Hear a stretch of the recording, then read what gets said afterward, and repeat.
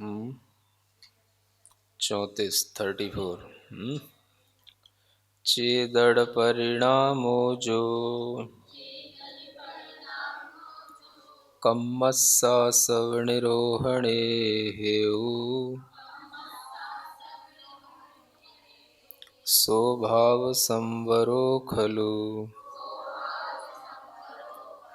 दव्वा सवरोहणे अन्नो चेदड़ परिणामो जो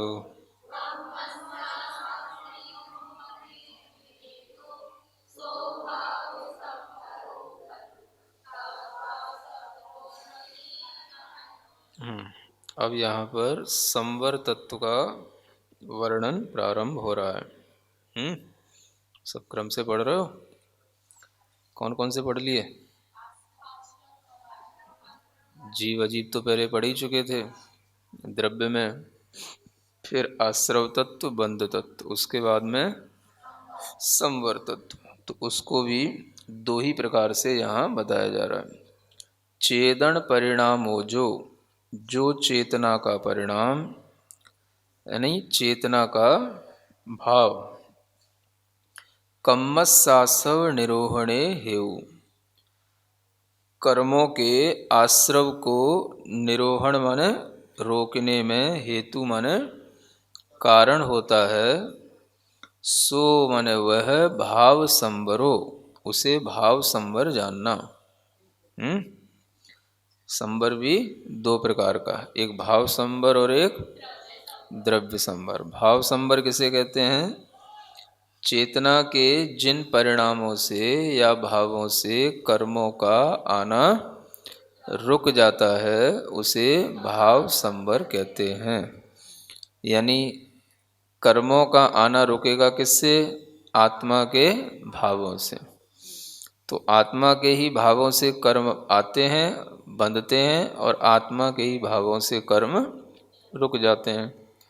तो अगर कर्म को रोकना हो तो आगे बताया जाएगा कि कौन कौन से भाव होते हैं जिनसे ये कर्म आना रुक जाते हैं। तो आगे की गाथा में वो बताएंगे। यहाँ पर तो केवल इतना ही कहा जा रहा है। दव्वा सब रोहणे अन्नो, और जो द्रव्य के आश्रव का रोहण माने रुक जाना हो गया, वो अन्य माने द्रव्य आश्रव कहलाता है। यानी द्रव्य के आश्रव का रुक जाना है। द्रव्य आश्रव का मतलब जो कर्म द्रव्य होता है उस कर्म द्रव्य का आना रुक जाना।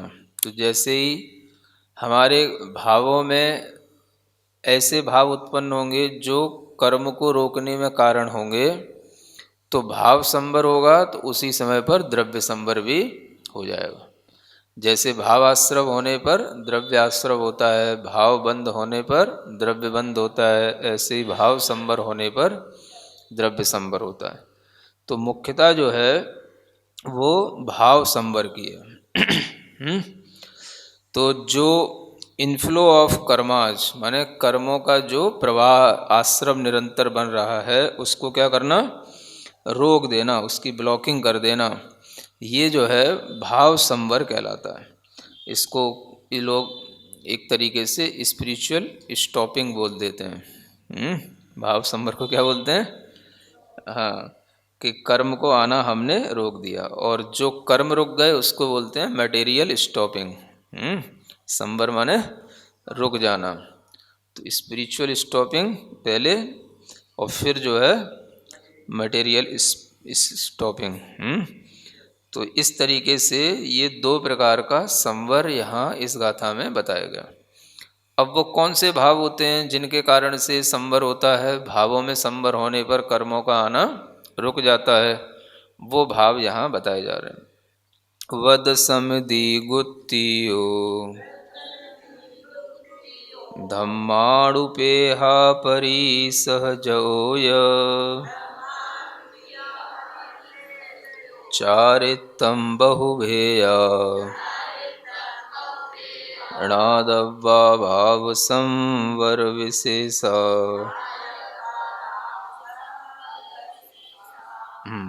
वद समदि गुत्तियो ब्रह्माणुपेह परिसहजोय चारित्तं बहुवेय णादव्वा। कर्मों को रोकने के लिए ये भाव आवश्यक हैं जो यहाँ बताए जा रहे हैं। माने आत्मा में हमेशा कर्मों का आश्रव तो चल ही रहा है। अब उसको रोकने के लिए जो संवर है उसकी विधि क्या है? उसकी विधि माने उसका मेथड। वद, सबसे पहले वद माने व्रत, समिति माने समिति, गुत्ती माने गुप्ती, धम्मा धर्म, अणुपेहा अनुप्रेक्षा, परिसह जयो परिसह जय, और चारित्तम चारित्र। ये बहुभेया, इनके बहुत सारे भेद हैं। ऋणादब्बा माने इन्हें जानना। क्या जानना? भाव संवर विशेषा, भाव संवर के लिए विशेष रूप से ये सब कारण बताए गए हैं, है ना। तो वद का मतलब क्या होता है? व्रत।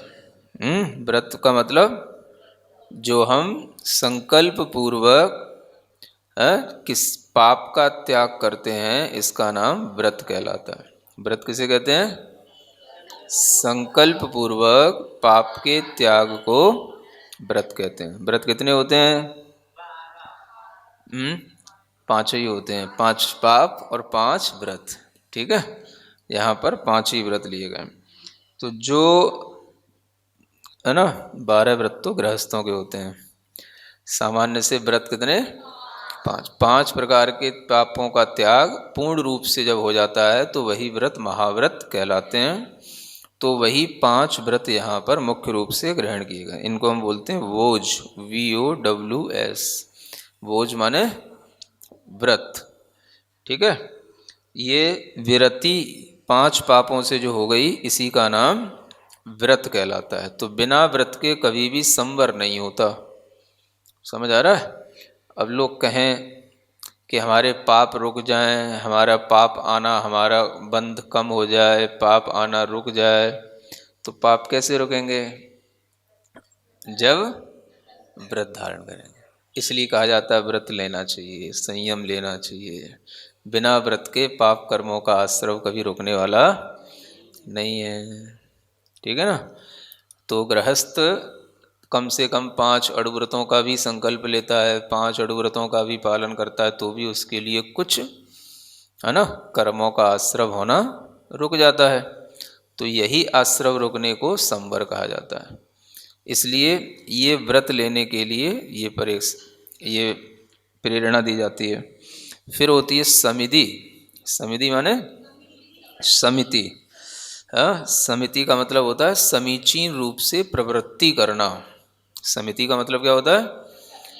हाँ, अब जैसे व्रत लेने के बाद में अब हमें चलना है, बोलना है ना, भोजन करना है, उठना है, बैठना है, तो वो प्रवृत्ति सारी की सारी फिजिकल एक्टिविटी जितनी भी है वो सब इस ढंग से होना चाहिए कि उसमें लिए गए व्रतों में कोई उससे मतलब दोष ना आए, है ना। तो वो सब जीव वध ना हो, किसी भी तरीके से हिंसा इत्यादि ना हो, इस तरीके से प्रवृत्ति करने का नाम समिति कहलाता है। तो ये समितियां भी 5 होती हैं। ईरिया समिति माने देख कर भाल करके चलना, भाषा समिति देख सोच समझ करके बोलना, है। ऐषणा समिति देखभाल करके खाना, ये ऐषणा समिति कहलाती है ना। और आदान निक्षेपण समिति माने चीज़ें को उठाना रखना देखभाल करके करना। और अपने उच्चार प्रश्रवण समिति, जो भी शरीर में कोई भी मल मूत्र कफ इत्यादि कुछ भी हो उसको भी जीव जंतु से रहित स्थान पर ही क्षेपण करना। ये 5 प्रकार की समितियों में प्रवृत्तियां करने से समितियों का पालन होता है। तो इससे भी कर्मों का संवर होता रहता है ना। मतलब कि जो व्रत लिए गए उन व्रतों को ही सही ढंग से समितियों में भी ध्यान में रखना। तो समिति तभी कहलाएगी जब वो अहिंसा आदि व्रतों की रक्षा करने के लिए प्रवृत्ति होगी, तो वो समिति कहलाएगी, है ना। तो समिति का मतलब क्या हो गया? एक सही तरीके से प्रवृत्ति करना। कोई भी अपनी एक्टिविटी है फिजिकल, तो उसको कैसे करना? ढंग से देखभाल करके, मतलब अपने आप को स्वयं नियंत्रित रखना। इसको सेल्फ रेगुलेशन भी बोलते हैं। हाँ, क्या बोलते हैं? हाँ, तो ये कहलाती है समिति। गुप्ती कहलाती हैं। गुप्ती का मतलब होता है कि मन वचन काय को हमेशा अशुभ से बचाना। किससे बचाना? हाँ, तो वह गुप्ती कहलाती है। अथवा मन वचन काय को बिल्कुल ही शुभ अशुभ से बचाना। अशुभ से भी पहले बचाया जाता है, फिर बाद में शुभ अशुभ दोनों से भी बचाया जाता है। तो ये गुप्ती बढ़ती जाती है। गुप्ती का मतलब हो जाता है, मतलब बिल्कुल अपने आप को सेल्फ कंट्रोल कर लेना। एक तरीके से गुप्त कर लेना, माने आत्मा की मन वचन काय से रक्षा कर लेना।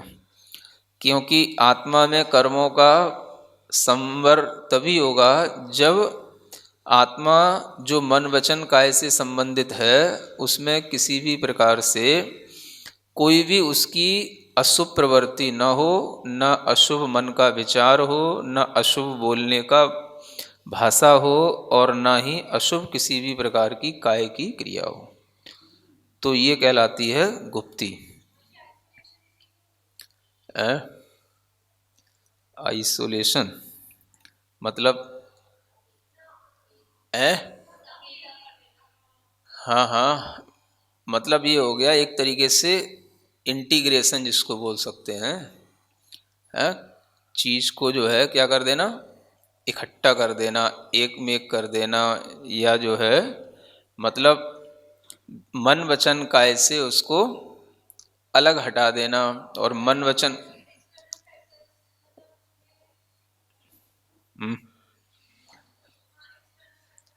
हाँ, कोई भी मन वचन काय की अशुभता है पहले उसको छोड़ना, और फिर मन वचन काय से होने वाले किसी भी प्रकार के परिणाम से आत्मा को बचाना। ये जो है गुप्ती कहलाती है ना। तो ये गुप्ती का मतलब हो गया रक्षा करना। आत्मा की रक्षा करना, गुप्त कर लेना। जैसे ही मन वचन काय को मतलब रोक लिया जाएगा तो आत्मा में कर्मों का आना रुक जाएगा। जैसे कछुआ होता है ना, कछुए को क्या होता है कि जब वो अपना मुंह बाहर निकालता है, तो वो केवल जब चलना होता है उसको, या कहीं थोड़ा सा कुछ बाहर से भोजन लेना होता है, तो उतनी देर के लिए वो अपनी हाँ बस चोंच बाहर निकालता है वो है? और जैसे ही उसको दिखाई देता है कि कोई खतरा है, कोई हमको मारने वाला है, तो वो सबसे पहले अपने आप को संकुचित कर लेता है ना। अपनी गर्दन भीतर कर लेगा, बिल्कुल जो है अपने आप को संकुचित कर लेता है वो। तो यही संकुचित कर लेने का नाम ही जो है ये गुप्ती हो जाती है। कि अपनी रक्षा करने के लिए क्या करना? अब उसके शरीर में सबसे जो सॉफ्ट पोर्शन होता है वो उसकी वो गर्दन ही होती है। अगर वो डैमेज हो गई तो वो पूरा चला गया। और कोई भी हर्ट उसको करता है तो वो वहीं पर लगता है उसको। और जैसे ही उसने वो गर्दन अंदर कर ली तो अब वो जो है बिल्कुल सेफ हो गया। अब उसके ऊपर कोई लठ भी मारेगा तो कुछ नहीं होने वाला उसको। समझ आ रहा है ना? हाँ, डंडा भी मारे, कुछ भी मारे तो कुछ नहीं होने वाला उसको। हाँ, पीठ मजबूत होती है। क्या क्या? हाँ हाँ, फिर भी मजबूत होती है पीठ, तो सहन कर लेता है वो। हाँ, तो उससे कुछ नहीं होगा उसको। है? हाँ, जो बड़े बड़े कछुए होते हैं, जो मतलब उनकी उम्र भी बहुत होती है। तो जब ये बड़े बड़े होते हैं तो इनकी पीठ वगैरह इतनी मजबूत हो जाती है कि उसके ऊपर से बड़ा बड़ा वाहन भी निकाल दिया है तो कुछ नहीं होता। हाँ, मतलब कि बस उसको पता हो कि बस हमें बचना है, तो वो अपने आप में इतनी पावर ले आता है। तो इसी को बोलते गुप्ती। अपनी मन वचन काय को गुप्त कर लेना, बिल्कुल भीतर कर लेना, रक्षा कर लेना अपनी आत्मा की। समझ आ रहा है? ये गुप्ती। फिर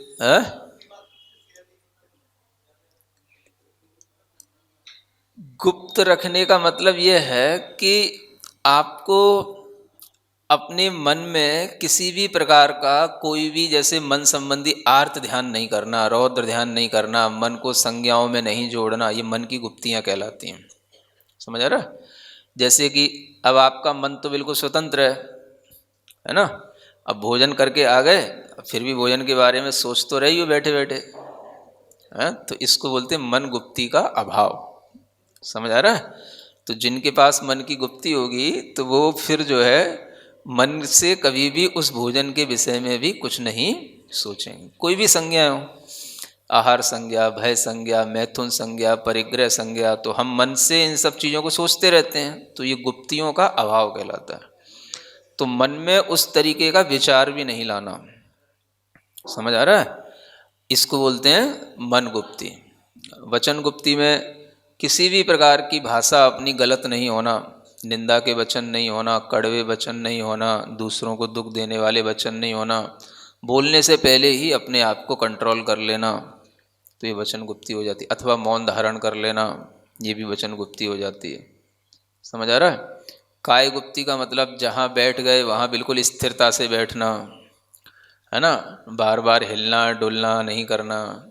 अब जैसे मान लो बैठे हो आप, वहाँ से कोई मान लो चींटी चलते हुए, बिल्कुल चटाई के सारे चींटी चलते हुए आ रही है ना? और आपने जो है ना अपना पैर जो है पीछे किया या हिल डुल करके इससे इधर बैठ गए, देखा नहीं, तो ये सब क्या है? ये काय गुप्ती का अभाव है। तो ऐसी प्रवृत्तियों को रोकने का नाम ही गुप्ती होता है। समझ आ रहा है? तो देख करके बैठ गए एक जगह, तो स्थिर होकर के बैठ गए। अब जब हिलोगे उठोगे तो अपना देख करके पीछे लगा करके हिलना डुलना, तो वो जो है आपके लिए संयम पलेगा। हाँ, तो बिल्कुल एकदम मतलब पैक हो जाना चाहिए। अब आप जहाँ बैठ गए तो अब पैक हो जाना चाहिए, अब कोई भी उसमें नीचे घुस नहीं सकता है, हैं? और घुसे तो उससे जो है हिलना डुलना नहीं करना। तो ये जो है गुप्तियाँ कहलाती हैं। समझ आ रहा? स्थिरता आती है, मन वचन काय की स्थिरता और दृढ़ता, ये गुप्ती में आ जाता है। तो इसलिए ये गुप्तियाँ महत्वपूर्ण होती हैं। धम्म, धम्म माने जो 10 प्रकार के धर्म जो आप 10 लक्षण में पढ़ते हैं, इनकी इन्हीं रूप भावना होना और प्रवृत्ति होना, ये धर्म भी कर्मों के संवर के लिए होते हैं। माने जब आप क्षमा, मार्दा, वार्जव, शौच, सत्य, संयम, तप, त्याग, आकिंचन, ब्रह्मचर्य, इन धर्मों का पालन करेंगे, इनका भाव विचार करेंगे, तो क्या होगा? कर्मों का संवर होगा, है ना? तो धर्म रूप जीवन जीना, ये भी जो है कर्मों के संवर के लिए कारण होता है। फिर होती है अनुपेहा, अनुप्रेक्षा, है ना? ये 12 भावना जिसको बोलते हैं, उन्हीं को यहाँ अनुप्रेक्षा कहा जाता है। अनित्य भावना, अशरण भावना, संसार भावना, एकत्व भावना, अन्यत्व भावना, अशुचि भावना, आश्रव भावना, संवर भावना, निर्जरा भावना, लोक भावना, बोधि दुर्लभ भावना और धर्म भावना, ऐसी ये 12 भावनाएं होती हैं, है ना?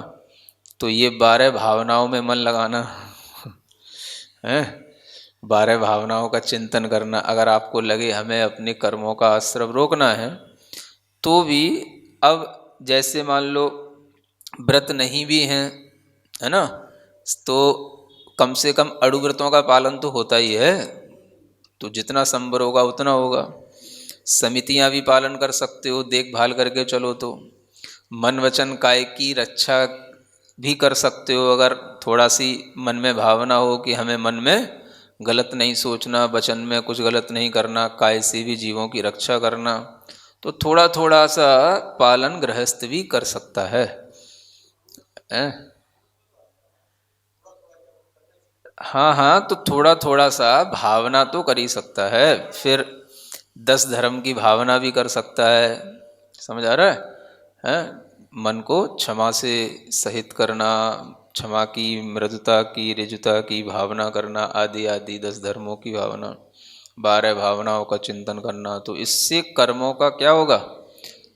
निर्जरा नहीं होगी, संवर पहले होगा। पहले क्या चल रहा है?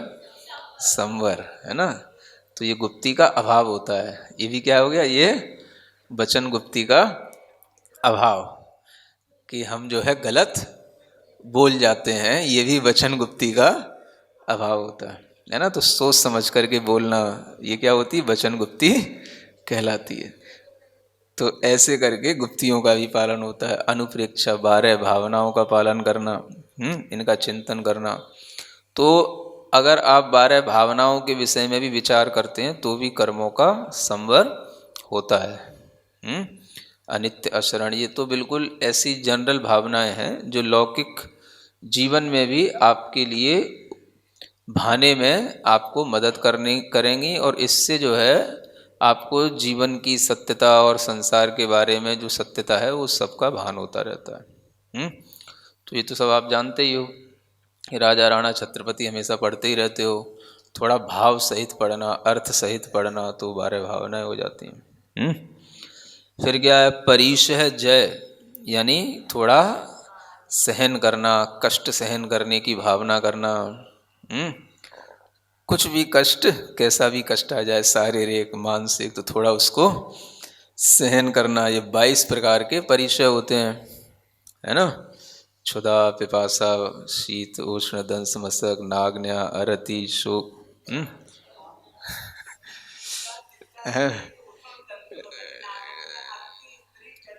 स्त्री परिचय, चर्या परिचय, धीमे धीमे धीमे धीमे, स्त्री, चर्या, निषद्या, सय्या, आक्रोश, वध, याचना, अलाभ, रोग, तृण स्पर्श, मल सत्कार, पुरस्कार, अज्ञान, अदर्शन, है ना। ये 22 परिचय होते हैं। तो इनकी डिटेल आपको तत्वार सूत्र वगैरह, जो 9वां अध्याय है, पूरा इसी सूत्र पर डिपेंड है। 9वां अध्याय, है ना। उसमें ऐसे ही सूत्र लिखा हुआ है। संवर किससे होता है? तो 9वें अध्याय में स गुप्ति समिति धर्मानुप्रेक्षा परिचय जय चारित्र ही। तो ये सूत्र ही है, इसी का पूरा डिटेल है तत्व सूत्र के 9वें अध्याय में, तो वहाँ से सीखना। तो ऐसे 22 परिचय होते हैं। और चारित्र होते हैं 5 प्रकार के: सामायिक चारित्र, छेदोपस्थापना चारित्र, परिहार विशुद्धि चारित्र, सूक्ष्म सांप्राय चारित्र और यथाख्यात चारित्र। ऐसे इनके कम से कम नाम और भेद तो याद करना ही, ध्यान में रखना। ऐसे सब मिला करके भाव संवर कितने प्रकार के हो जाते हैं? हाँ, लिखे हैं उसमें, हैं ये 62 हो जाते हैं। 62 इसके सब मिला करके इतने भेद बताए, तो ये सब ये हो गया। ठीक है, इस तरीके से ये सब भाव संवर कहा जाता है। अब आगे निर्जरा की बात अब आती है। जह कालेण तवेणय भुत्तरसम कम्म पुग्गलम जेण भावेण सणदिणेया तत्सडम चेदिनिज्जरा दुविहा।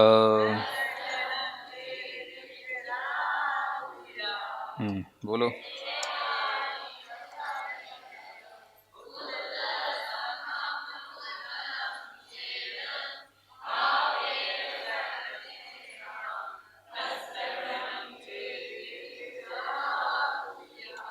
ये निर्जरा के बारे में बताया जा रहा है ना।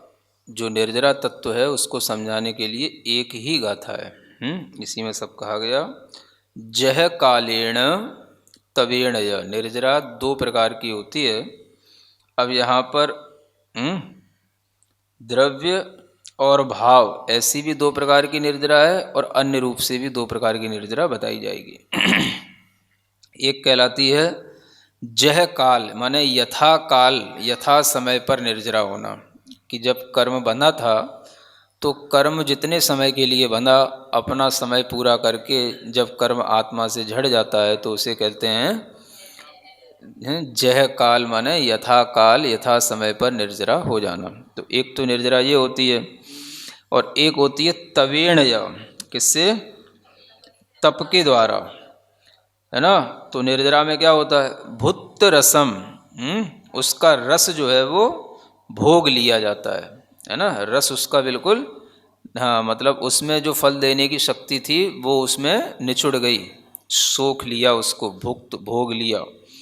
और कम्म पुग्गलम, ऐसे जो कर्म पुग्गल हैं जिनका रस उसका भोग लिया गया, ऑफ जेण, जिसके द्वारा, जेण भावेण, जिन भावों के द्वारा।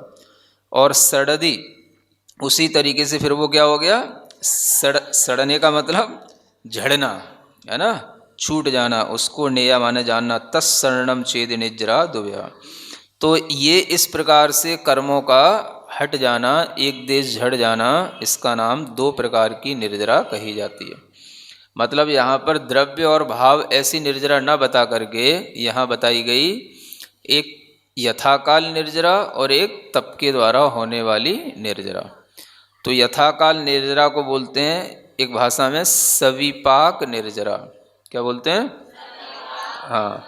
और जो निर्जरा तप के द्वारा होती है उसे बोलते हैं अविपाक निर्जरा, है ना।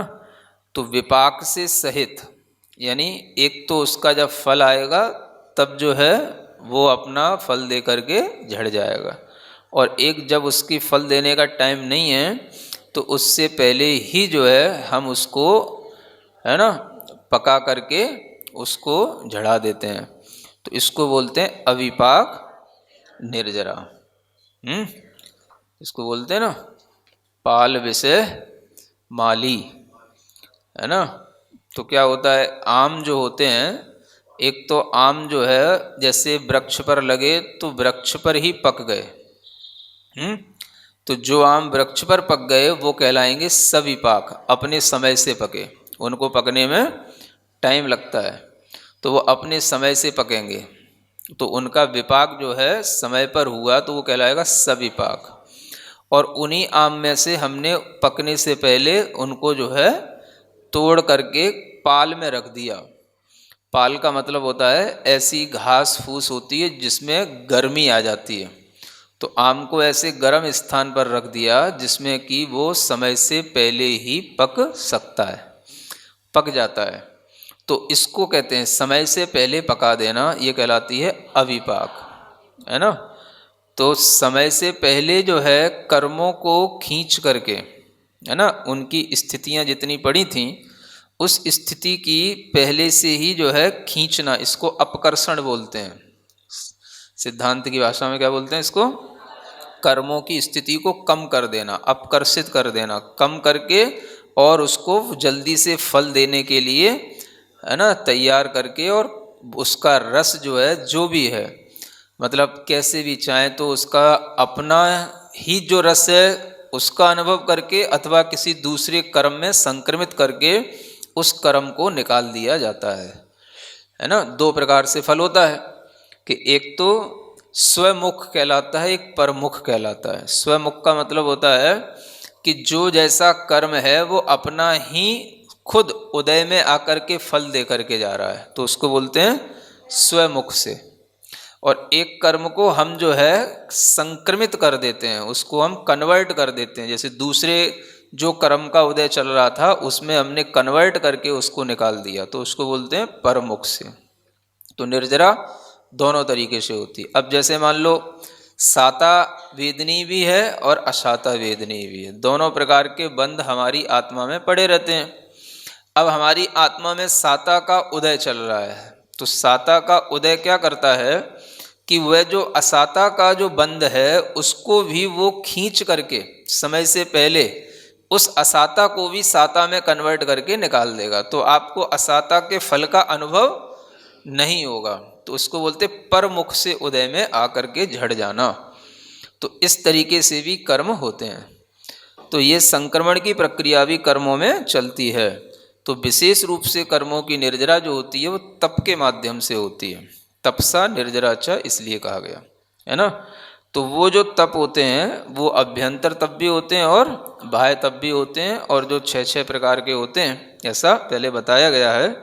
उसी तप के माध्यम से कर्मों की विशेष निर्जरा होती है, जो समय से पहले आकर के उनको झड़ा देना, है ना, जिससे कि वो अपना जो समय पर फल देते उस फल से हम उससे बच गए।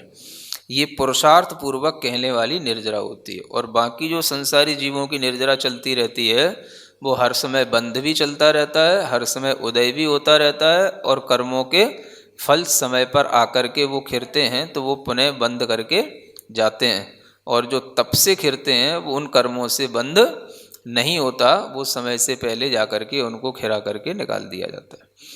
ऐसे करके ये निर्जरा का प्रकरण भी जानना, और यही निर्जरा तत्व है। ठीक बात, आज के लिए इतना ही पर्याप्त।